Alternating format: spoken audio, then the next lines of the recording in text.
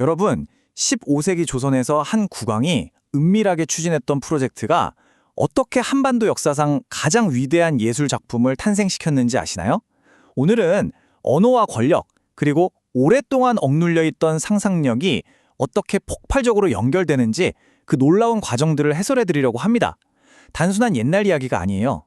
사람이 자기 목소리를 온전히 글로 표현할 수 있게 되었을 때 과연 어떤 기적이 일어나는지 그 생생한 역사의 현장으로 지금 바로 들어가 보겠습니다. 진짜 한번 생각해 볼까요?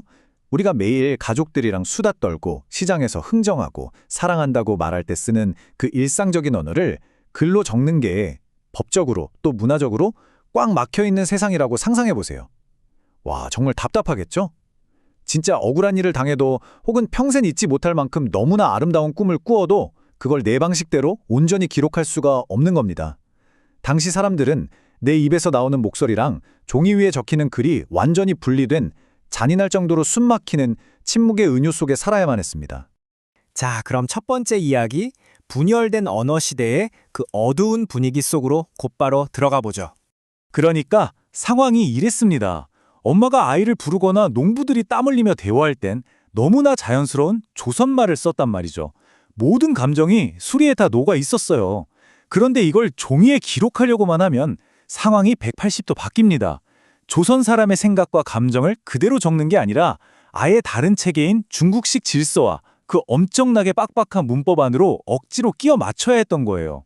수만 자가 넘는 복잡한 한자를 평생 외워야 했으니 결국 고도로 교육받은 극소수의 엘리트들만이 뭔가를 기록하고 남길 수 있는 특권을 독점했다는 뜻입니다. 당시 조선 왕실의 꽉 짜인 관료 시스템을 보면 이 거대한 국가 시스템 자체가 오로지 한자로만 굴러갔다는 걸 알 수 있습니다. 글을 읽고 쓴다는 건 단순한 소통 도구 그 이상이었어요. 권력의 중심부로 들어갈 수 있는 완벽한 문지기이자 철저한 계급의 상징이었습니다. 글을 모르는 99%의 평범한 백성들에게 국가의 문서나 법률은 도저히 넘을 수 없는 거대한 벽이었죠. 내 권리를 주장할 수도 없고 지식을 쌓을 수도 없는 그야말로 철저한 정보의 비대칭 속에서 굴러가던 사회였던 겁니다. 이런 말도 안 되는 상황을 아주 뼈저리게 그리고 날카롭게 간파한 사람이 바로 당대 최고 지식인이었던 안평대군입니다. 안평대군이 이런 말을 남겼어요. 사람들은 글을 배우기 위해 평생을 바칩니다. 하지만 정작 자신의 말을 그대로 적지는 못합니다. 와, 진짜 뼈 때리는 말이죠. 이건 단순한 불평이 아닙니다. 아무리 많이 배운 왕족이나 양반이라도 결국 인간의 자유로운 생각 자체가 남의 나라 문법이라는 감옥에 갇혀 있다는 걸 정확히 짚어낸 거예요. 이 거대한 사상의 감옥을 부숴버릴 급진적인 해결책이 너무나 절실했습니다. 그래서 등장합니다. 두 번째 이야기, 전례 없는 급진적인 발명입니다. 1443년 경복궁 깊은 곳에서 세종대왕은 비밀 프로젝트를 밀어붙이고 있었습니다. 당시 세종은 눈도 전 안 보이고 온몸에 붓는 끔찍한 합병증에 시달리고 있었어요. 육체적 고통이 어마어마했죠. 그런데도 말이 있으나 글이 없으면 마음 또한 갇히게 된다고 말합니다.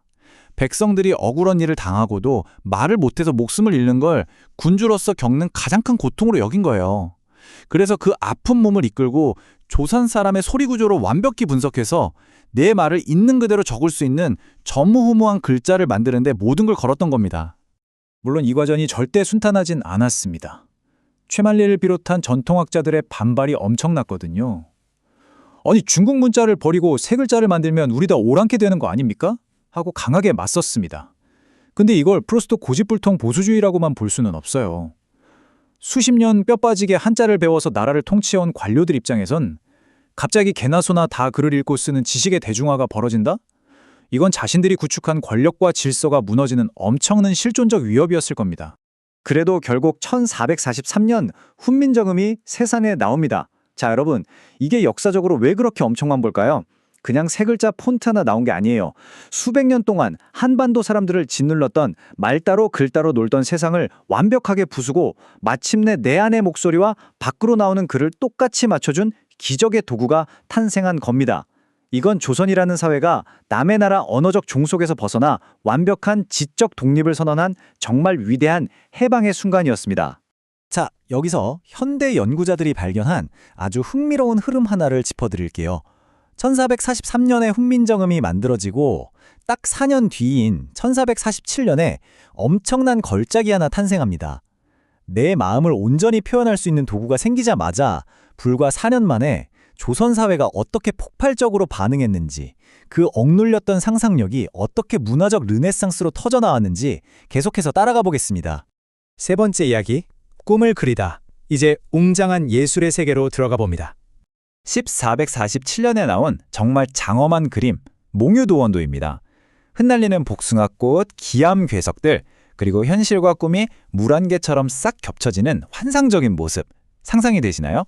안평대군이 꾼 깊고 신비로운 꿈을 시각화한 건데 이게 단순히 경치 좋은 풍경화가 아니라는 게 중요합니다. 훈민정음 창제 이후에 비로소 내면을 자유롭게 탐구하게 된 조선 사람들의 정신이 봉인해제되면서 눈앞에 쫙 펼쳐진 시각적 증명인 거예요. 머릿속에만 있던 이상향이 캔버스 위로 터져 나온 거죠. 제작 과정은 한 편의 영화입니다.